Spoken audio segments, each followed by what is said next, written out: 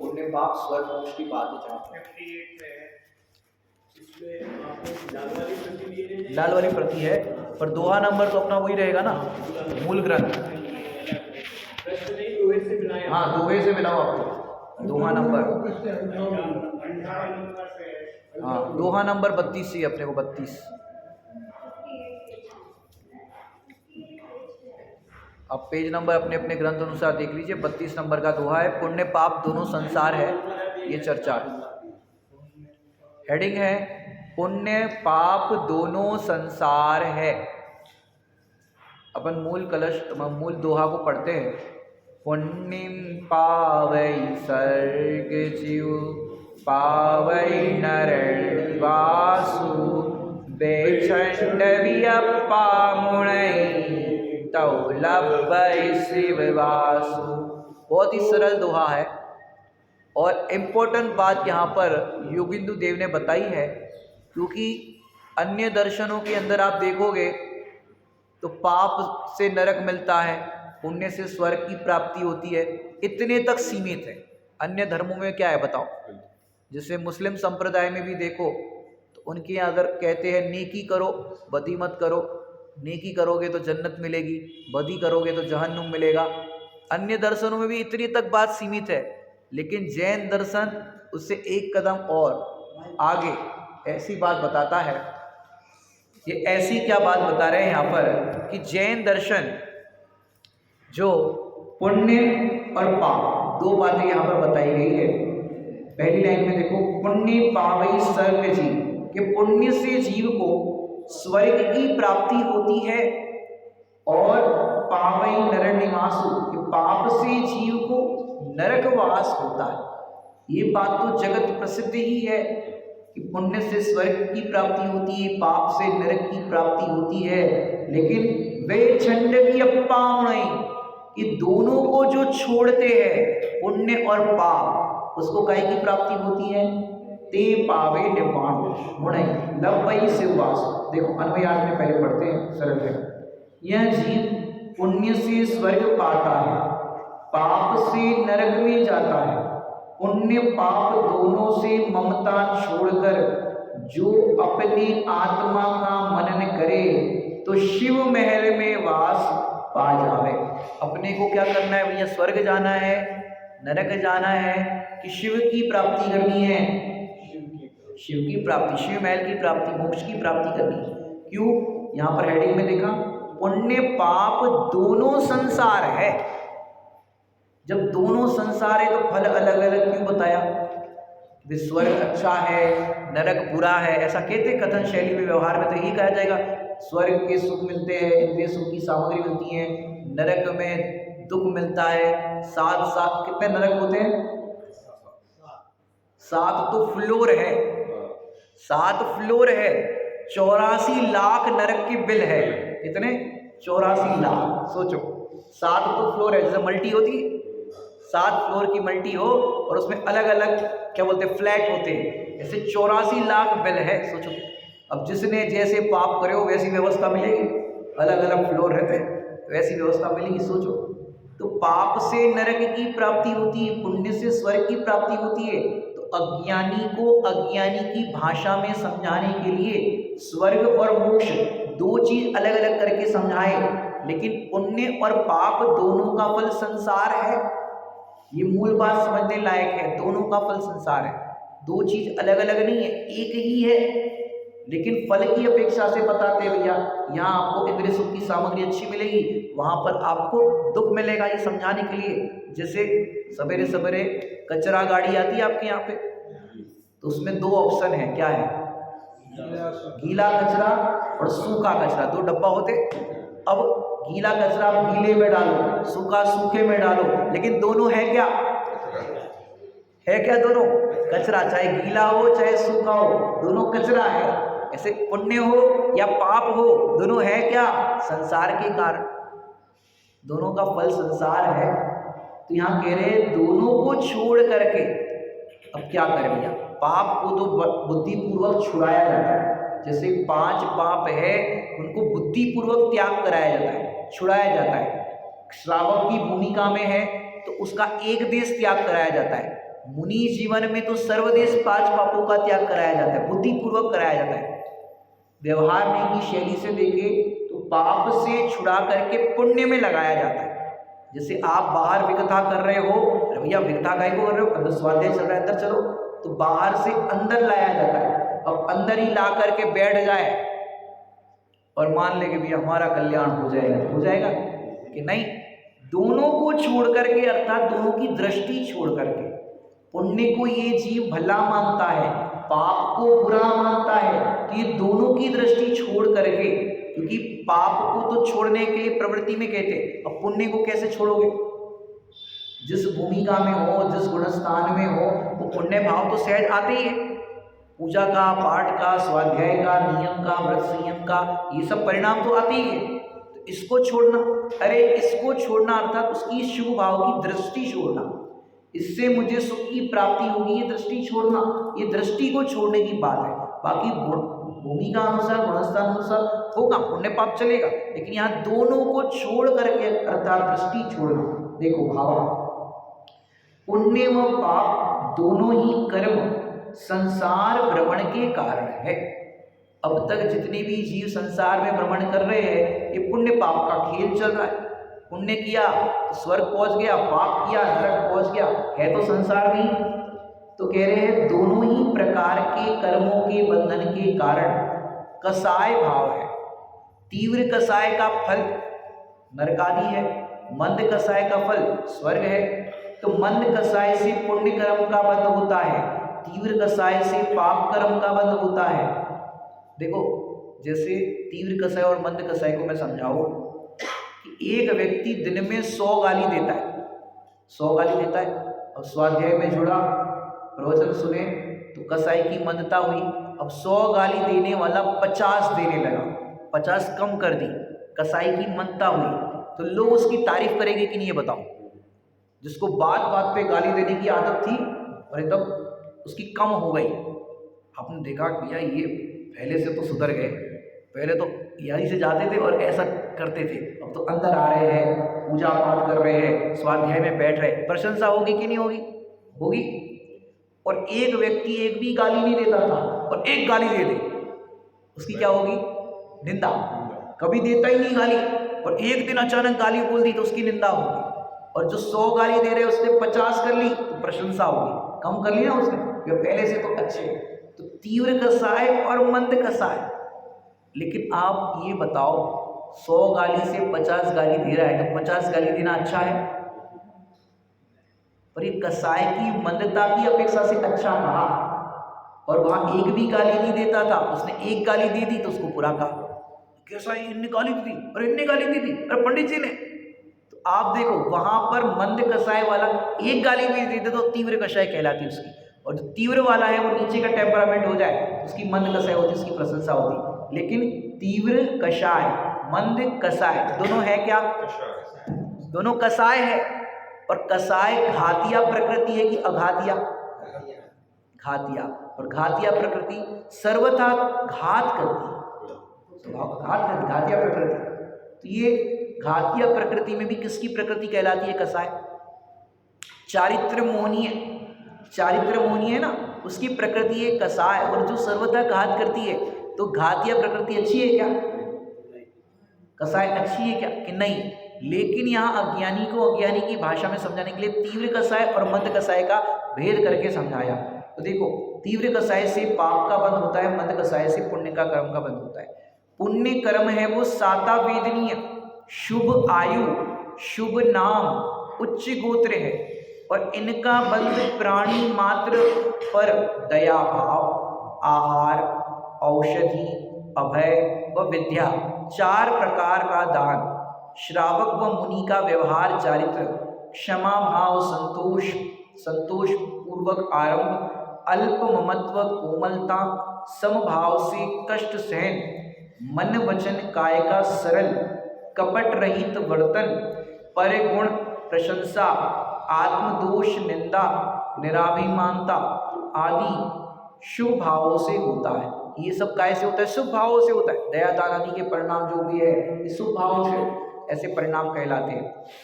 और असाता वेदनी कैसे कि अशुभ आयु, अशुभ नाम, नीच गोत्र, ज्ञानावरणादि 4 घाती कर्म पाप कर्म है। माने सीधा सा हिसाब है, जैसा कर्म वैसा उसका फल मिलता है। और यह फल की तरफ से वर्णन किया कि दोनों का फल तो संसारी है। भली कहने में आएगा भैया स्वर्ग चले गए, हालांकि कोई भी जिसकी भी डेथ होती है उसकी फोटो के ऊपर क्या लिखा जाता है आपके यहाँ? स्वर्गवास।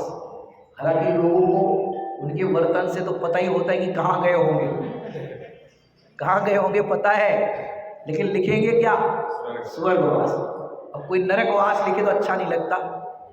समझो तंबाकू खाते हो, गुटखा खाते हो, रात में खाते हो, अभक्ष खाते हो, पूजा पाठ का, स्वाध्याय का, जैनत्व का ठिकाना ना हो, फिर भी वो लिखेंगे क्या?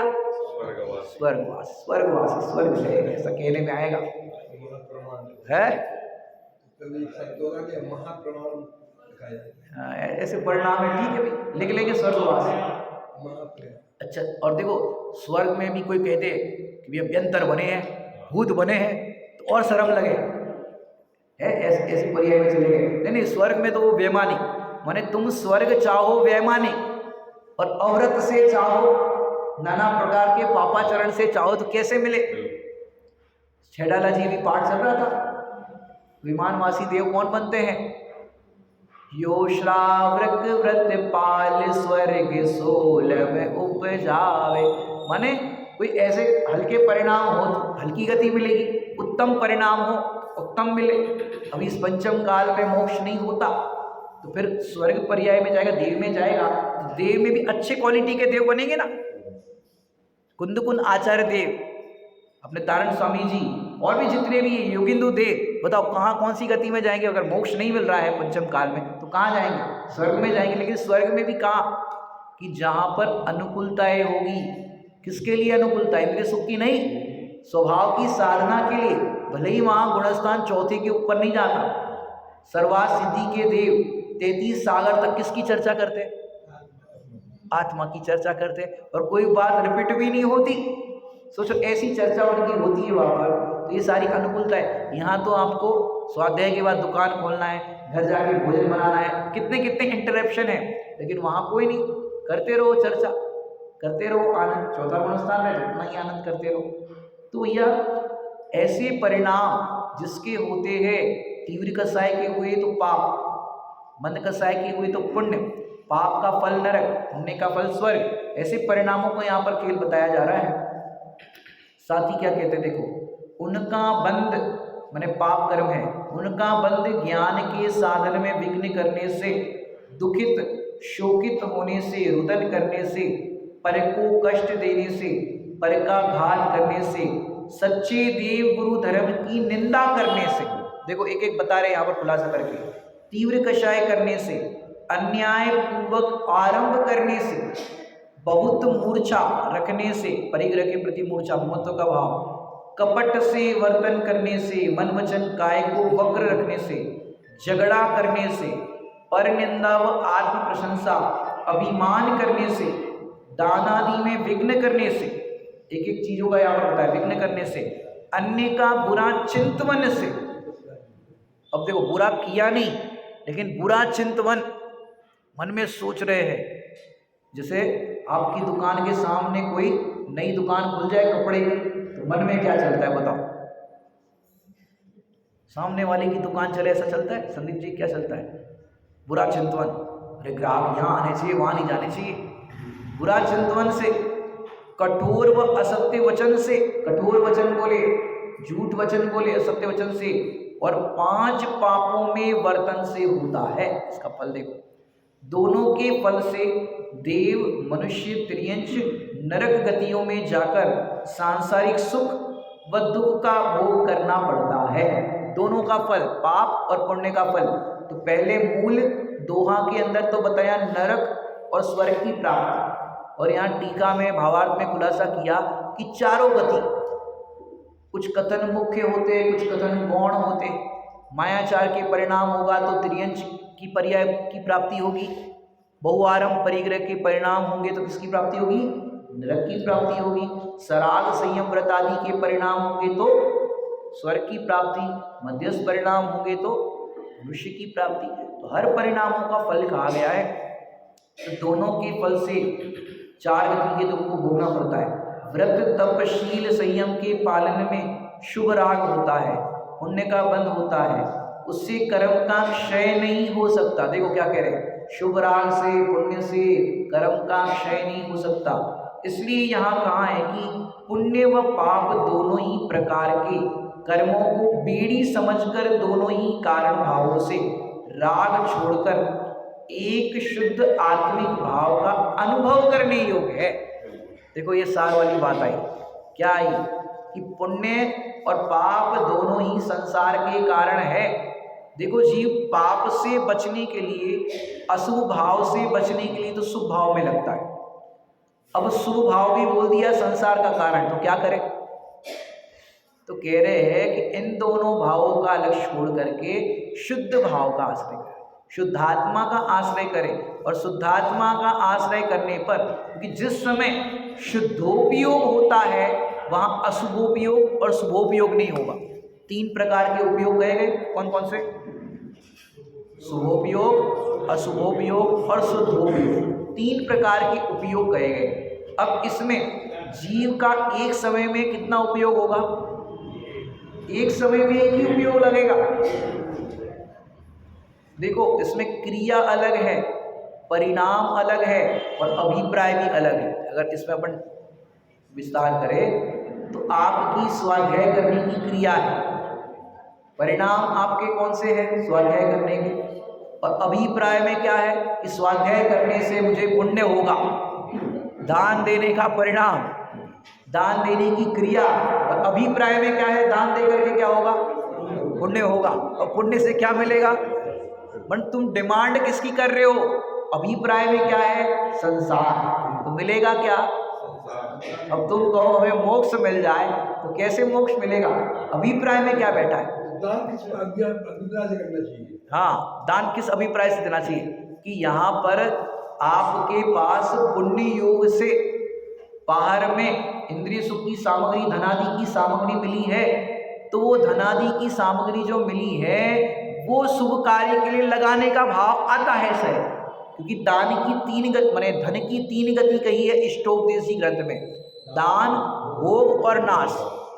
भोग करोगे तो पाप बंधेगा, नाश तो होना ही है, दान दोगे तो पुण्य बंधेगा। लेकिन पुण्य की भावना ना होनी चाहिए। क्यों?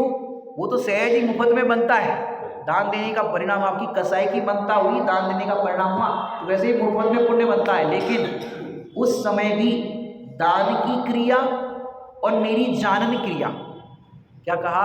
दान की क्रिया और मेरी जानन क्रिया। आप दान की क्रिया के करता हो कि अपनी जानन क्रिया के? क्योंकि जीव का तो काम क्या है? जानना जानना जानना। हर कार्य को मैं तो मात्र जान रहा हूँ, पूजा को भी जान रहा हूँ, स्वाध्याय की क्रिया को भी जान रहा हूँ। मेरा तो हर समय एक ही कार्य है, क्या है? जानना। अब हमने 1 करोड़ का दान दिया, फिर क्या बोलते हैं आपके यहाँ पर? वो प्रतिष्ठा कराते, क्या बोलते हैं? वो उपाधि मिलती है, सवाई सेठ बोलते, क्या बोलते हैं? श्रीमंत सेठ। हमने श्रीमंत सेठ की उपाधि ली, हमने इतना दान दिया, ऐसा मानता है। लेकिन तू भैया श्रीमंत सेठ है कि श्रेष्ठ है?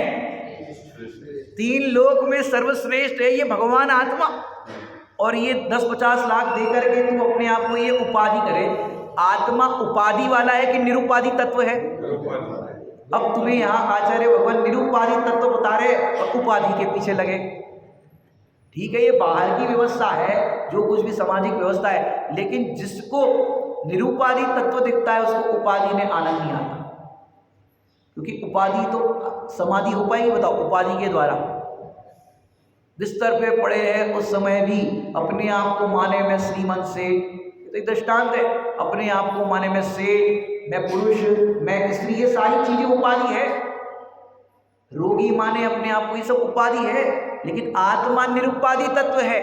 यदि हमने निरुपाधि तत्व को ना देखा, उसका अनुभव ना किया, तो सारी उपाधियों को लेकर कहाँ जाएंगे?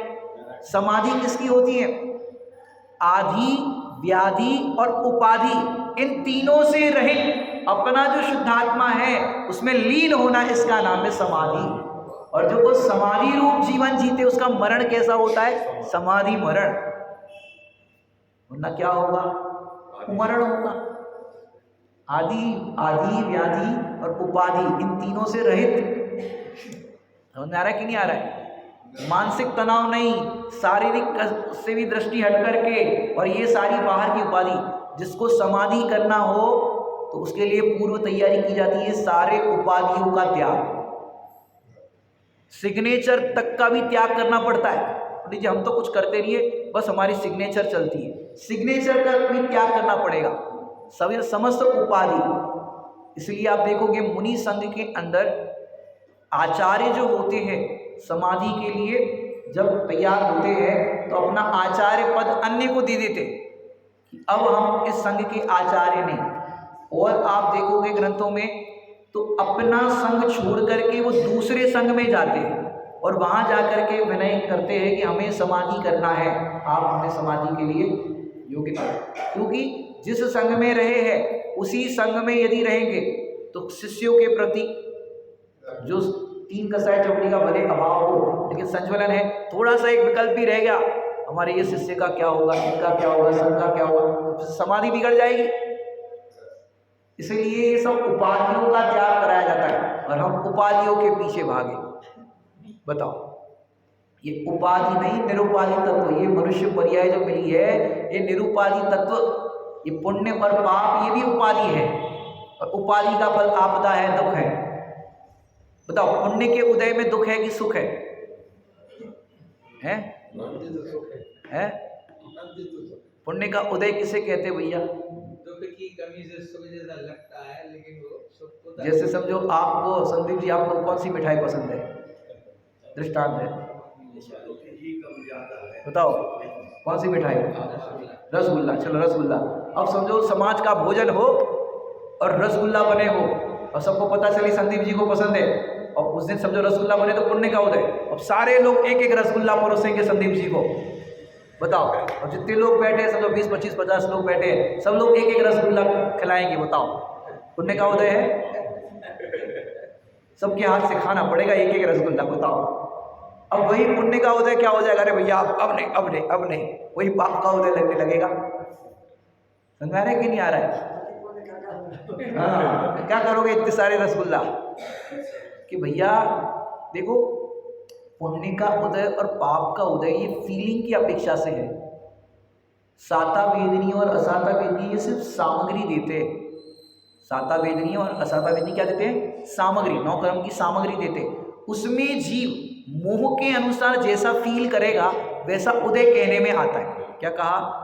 मोह के अनुसार जैसा फील करेगा वैसा कहने में आता है। कोई आपको गाली देवे तो पुण्य का उदय कि पाप का उदय है? पुण्य की उदय में मनुष्य होनी मिलती है। हाँ, पुण्य की उदय में मनुष्य होनी मिलती है। नहीं हम कह रहे हैं कोई आपको गाली देवे, नहीं, पुण्य की उदय में मनुष्य होनी मिलती है।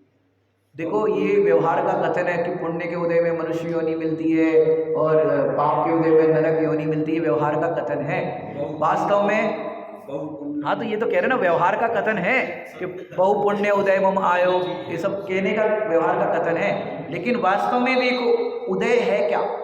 उदय तो उदय है, उसमें अच्छा फील करे तो पुण्य का उदय।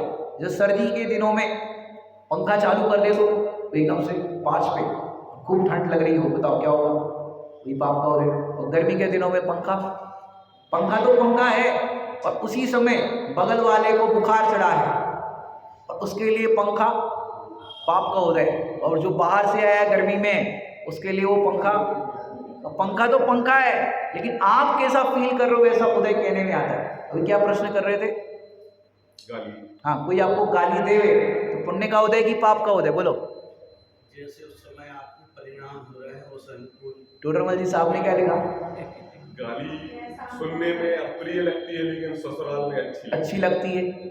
मैंने वो व्यवहार होता है शादी वादी में, बतासे बढ़ते गाली के बतासे। हालांकि अभी तो जब से स्वाध्यायी सभाएं शुरू हुई है, तत्वज्ञानी हुए हैं, उसके बाद तो ये सब चलन खत्म हो गया, ये कुरीतियाँ खत्म हो गई। या ये सब गाली गीत और ये सब है ना, जो वैसे जीव होते हैं, समझो ना आप, लोअर कास्ट के लोग होते हैं कि जिसके अंदर माने गाली कोई अच्छी चीज़ है क्या? मैंने उसका विचार करो, कोई आपको गाली कहते, मतलब कैसी कैसी गालियाँ चलती। एक जगह हमने कोई मतलब ससुर की मूछ जैसे कुत्ता की मूछ, बताओ ये अच्छी बात है कोई ऐसे? और उसमें लोग मजे लेते हैं, अरे मजा आ गया मजा आ गया, ये कोई अच्छी बात है? बताओ ऐसी ऐसी गालियाँ कहाँ क्या बताएं, बताओ ऐसी ऐसी, और बोले अच्छा लगे ऐसे, उसमें बुराई नहीं लगेगी। और जरा कोई कुछ कह दे तो, गाली दे तो बुरा लगता है, लेकिन ससुराल में अच्छी लगती। टोटो साहब ने लिखा 300 साल पहले ये बात लिखी कि भैया, और एक समझो मोदी जी ऐसा कानून बनाए कि कोई प्रसन्न चित्त से गाली सुने, स्माइल फेस से गाली सुने, तो गाली देने वाला 1 लाख रुपया देगा। ऐसा कानून बन जाए, बताओ गाली सुनने के लिए तैयार हो? प्रसन्नता से सुनोगे तो 1 लाख रुपया मिलेगा। जैसे 2 व्यक्ति को गाली मिल रही है, आप लोगों को, आपको 5 गाली मिली, आपको 2 गाली मिली, आप क्या कहोगे? ये सबरी गाली उधर दोगे, हमें भी तो दो। उस समय आपकी दृष्टि किस पर है? पैसे पर। तो आपको गाली बुरी लग रही है, आपकी निंदा बुरी लग रही है? बताओ, आपकी दृष्टि उस पर होती है तो गाली बुरी नहीं लगती।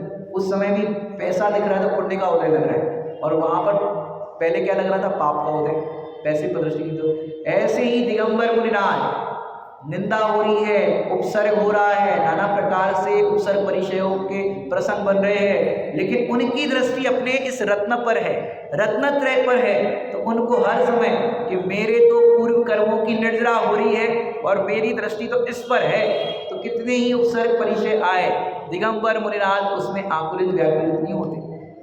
निंदा सुन कर दुखित न हो तू, यशोगान सुन हो न प्रसन्न, जिन्हें प्रतीत एक सी होती स्तुतियाँ और गालियाँ, सिर पर गिरती सुमनावलियाँ, चलती हुई दुनालियाँ, दोनों समय शांति में रहना। दिगंबर मुनिनाथ क्या करते? दोनों समय में शांति में रहते।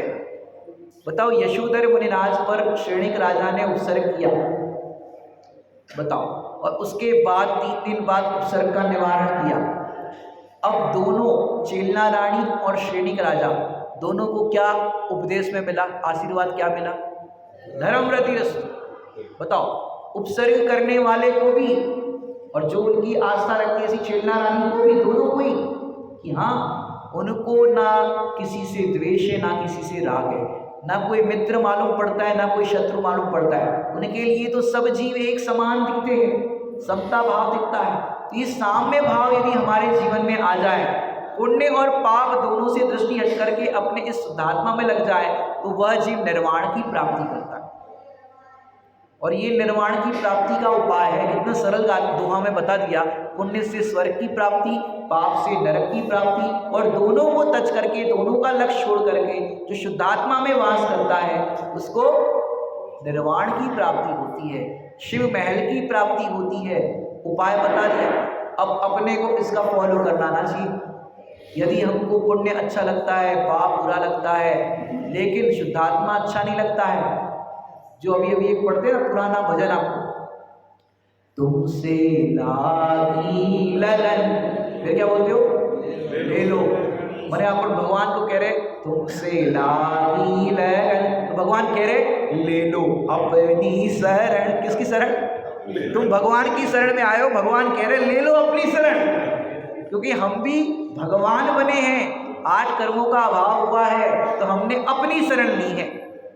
भगवान की शरण लेना चाहिए, अच्छी बात है, उनकी भक्ति का बहुमान होना चाहिए, लेकिन वे हमें क्या कह रहे कि हमने अपनी शरण ली तो हम भगवान बन गए, तुम भी अपनी शरण ले लो। फिर आगे क्या कहते हैं? और जिसने अपनी शरण ली, अपनी शरण लेने वाला जो ज्ञानी है उसको कोई चिंता नहीं रहती। कैसी? और कोई प्रकार की वांछा नहीं रहती। स्वर्ग सुख की तो इच्छा नहीं है, नहीं, नरक दुख की तो परवाह नहीं है। स्वर्ग की वांछा नहीं है, नरक दुख की परवाह नहीं है। क्यों? मिटो जामन मरण होवे ऐसा यतन पारस प्यारा। मेटो मेटो जी, हालांकि वो नहीं मेटेंगे, मेटना तो तुझे पड़ेगा। तू इन सबसे परद्रव्य पर भावों से दृष्टि हटा करके अपने शुद्धात्मा की दृष्टि करेगा तो तेरे जन्म मरण मिट जाएंगे। जन्म मरण मिटाने का यही उपाय है। मरण को मिटाना है तो क्या करो? जिनका मोक्ष होता है ना, जैसे 72 साल की उम्र में महावीर भगवान को निर्वाण की प्राप्ति हुई, माने शरीर तो था अरहत अवस्था में, लेकिन फिर देह से भी मुक्त हो गए, तो उनका भी आयु कर्म का नाश हुआ कि नहीं हुआ? तो आयु कर्म का नाश होता है तो उसको कहते हैं निर्वाण। क्या कहते हैं? निर्वाण। और आयु इस अवस्था की, मनुष्य पर्याय की आयु पूरी हुई और नई आयु का बंध हुआ, उसको तो कहेंगे मरण। ये उसकी साइकिल चालू है, कर्म श्रृंखला चालू है, और यहाँ आयु कर्म का ही अभाव हो गया, इस अपेक्षा से उनको कहेंगे निर्वाण। अर्थात समस्त 8 कर्मों का अभाव हो गया तो कहते हैं निर्वाण। और नई नई आयु बंधी, नई गति का बंध हुआ तो वो तो मरण है, वो जन्म मरण की श्रृंखला चल रही है। लेकिन जिनने जन्म मरण का अभाव कर दिया और इन पुण्य पाप सभी प्रकार के भावों से दृष्टि हटा करके शुद्धात्मा की दृष्टि करी, वो किसकी प्राप्ति करते हैं? निर्वाण की प्राप्ति करते हैं। मोक्ष का कारण एक शुद्धोपयोग है, पाप व पुण्य दोनों के बंध का कारण एक कसाय भाव है, दोनों का स्वभाव उद्गल कर्म है, दोनों का फल सुख दुख है जो आत्मिक सुख का विरोधी है। स्वर्ग में मिलेगा इंद्रिय सुख और नरक में भी दुख मिलेगा तो शारीरिक संबंधी मिलेगा, तो ये दोनों आत्मिक सुख का विरोधी है, दोनों ही बंद मार्ग है। ऐसा समझकर ज्ञानी को सर्व ही पुण्य पाप से पूर्ण वैराग्य रखना चाहिए। वैराग्य का अर्थ मतलब विरक्ति, शुद्धात्मा में अनुरक्ति और पुण्य पाप दोनों भावों से विरक्ति। केवल एक अपने शुद्धात्मा का ही दर्शन करना चाहिए। परिणामों की स्थिरता न होने से यदि कदाचित व्यवहार चारित्र पालना पड़े तो उससे मोक्ष होगा, ऐसा नहीं मानना चाहिए। देखो खुलासा कितना सरल आ गया भाई। ठीक है, शुद्धोपयोग में आपका उपयोग नहीं लग रहा है और शुभ भाव रूप प्रवर्तन हो रहा है, ठीक है, अशुभ से बचने के लिए शुभ भाव में लगते हैं, लेकिन इसको मोक्ष मार्ग नहीं मानना चाहिए, इससे मोक्ष की प्राप्ति होगी ऐसा नहीं मानना चाहिए। व्यवहार चारित्र को बंध का कारण जानकर उनको उसको त्यागने योग्य समझना चाहिए। जैसे कोई सीढ़ी पर चढ़ता है उसे त्यागने योग्य समझकर छोड़ता ही जाता है। पहली सीढ़ी पर कदम रखा फिर दूसरी, तो पहली को छोड़ना पड़ेगा कि नहीं, फिर तीसरी चौथी, ऊपर ऊपर की सीढ़ियों पर चढ़ते जाओगे, नीचे की सीढ़ियाँ छोड़नी पड़ेगी, तो चढ़ता जाता है, उसे त्यागने योग्य समझकर छोड़ता ही जाता है। निश्चय चारित्र पर पहुंचकर व्यवहार का स्मरण भी नहीं रहता, कि जब निश्चय चारित्र प्रकट होता है, शुद्धात्मा में रमण होता है, तब व्यवहार का स्मरण भी नहीं रहता। देखो भगवंतों का स्मरण, पंच परमेष्टि का स्मरण कब तक? कि जब तक आँख खुली है, उपयोग बाहर है तब तक, और जैसे ही उपयोग अंदर गया, बताओ पंच परमेष्टि का स्मरण भी रहेगा? वहाँ तो एक ही है, ध्रुव परमेष्टि। त्रिकाली गायक परमात्मा जो है उसकी दृष्टि होगी, उसका स्मरण होगा, चैतन्य का स्मरण होगा। और जब उपयोग बाहर आएगा तो प्रभु आपने गायक बताए, उपयोग बाहर आया तो भगवान की भक्ति, और अंदर गया तो शुद्धात्मा की दृष्टि। तो अंत में क्या कहते हैं? निश्चय चारित्र पर पहुंचकर व्यवहार का स्मरण भी नहीं रहता। जैसे कोठे के ऊपर पहुंचकर फिर सीढ़ी को कौन याद करता है, सीढ़ी तो ऊपर आने का निमित्त थी, इसी तरह व्यवहार चारित्र का निमित्त निश्चय साधक है। निश्चय प्राप्त होने पर वह स्वयं भावों से छूट जाता है, व्यवहार चारित्र का राग नहीं रहता है। ऐसा भाव यहाँ पर अपन ने देखा। बहुत ही सुंदर ये प्रकरण था कि जो शुद्धात्मा के अंदर रमण करते हैं उसको मोक्ष की प्राप्ति है, और जो पुण्य पाप में लगे रहते हैं उसको संसार ही मिलता है, दोनों का फल संसार है। आप सबके बीच में जो पूर्व में बाल ब्रह्मचारी सुनील जी शिवपुरी वाले, जिनका आपने लाभ लिया है, उन्हीं के यहाँ पर शिवपुरी में पंच कल्याणक प्रतिष्ठा महोत्सव होने जा रहा है। नेमिनाथ भगवान का पंच कल्याणक प्रतिष्ठा महोत्सव है, पंच बालिनी भगवंतों का वहाँ पर बहुत सुंदर निर्माण हुआ है। तो ऐसे पंच कल्याणक प्रतिष्ठा महोत्सव में मैं शिवपुरी के प्रतिनिधित्व के रूप में, क्योंकि भैया जी वहाँ का लोकल का पूरा कारोबार संभाल रहे हैं, और सुमत प्रकाश जी भाई साहब इस पंच कल्याणक में पूरे लाभ आपको मिलेंगे, क्योंकि अलग अलग पंच कल्याणक में क्या होता है, एक दो प्रवचन मिलते हैं, यहाँ पर पूरे प्रवचन मिलने की संभावना है। तो सुमन जी भाई साहब का, राजेंद्र कुमार जी जबलपुर वाले पंडित जी साहब का लाभ मिलेगा, और इस पंच कल्याणक की प्रतिष्ठा करने वाले डॉक्टर मनोज कुमार जी जबलपुर, ये पहला पंच कल्याणक होगा जहां वो वन मैन शो कर रहे हैं। वन मैन शो मतलब मूल वो रहेंगे प्रतिष्ठाचार्य, साथ में सब प्रतिष्ठाचार्य हम लोग सब भैया लोग रहेंगे, क्योंकि पहले अभिनंदन कुमार जी, जतीश भाई जी वगैरह कराते थे, लेकिन अब पहला ये प्रयोग है, क्योंकि पुराने विद्वान वरिष्ठ हो गए, अब नई टीम तैयार नहीं होगी तो जिन शासन का आगे कैसे कार्य चलेगा। इसलिए इस प्रकार ये पंच कल्याणक प्रतिष्ठा महोत्सव, आज तारीख क्या है 12, 4 दिन बाद 16, अब आने में तो देरी हो गई है, लेकिन कोई बात नहीं, कोई ज़्यादा दूरी तो है नहीं, शिवपुरी ज़्यादा दूर नहीं है, इसलिए सबको आमंत्रण देने के लिए आए हैं। आप सब आइए और जिनवाणी की अध्यात्म की गंगा में स्नान कीजिए। बैनर का यहाँ पर विमोचन करते हैं, आप जो भी यहाँ के पदाधिकारी है, सुधीर जी भाई साहब, जो भी है, मैं सबके नाम नहीं जानता, समीर जी, सब लोग आ जाओ, आज जिनवाणी शुद्धि कर लेते, उसके बाद करते। नीचे नीचे में बता